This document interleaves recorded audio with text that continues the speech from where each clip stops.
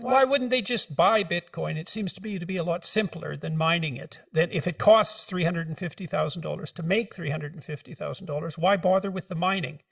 But, you said it rewards more efficient people.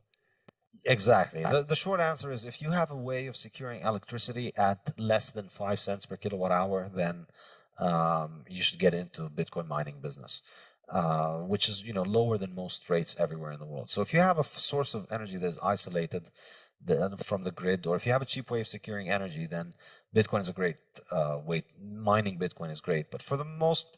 So does that mean that Bitcoin is a very good way of moving resources from places that can produce electricity very cheaply to other places where electricity is more expensive? Does that actually make the cheap electricity, it makes the cheap electricity much more valuable?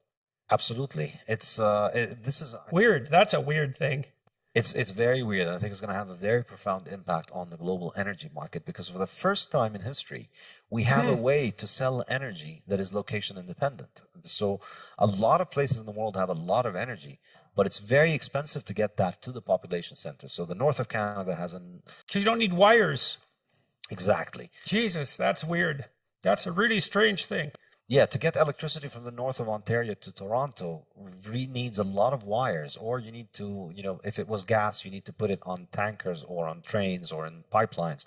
All of that stuff is pretty expensive.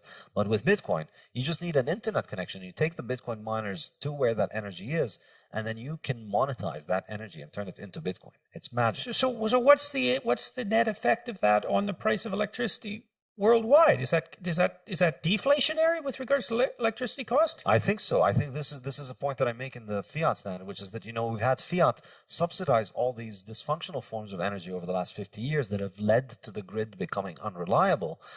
And we have Bitcoin, like the vigilante savior that it is, coming in and providing a global subsidy for anybody who can make electricity at a cheap rate to monetize that.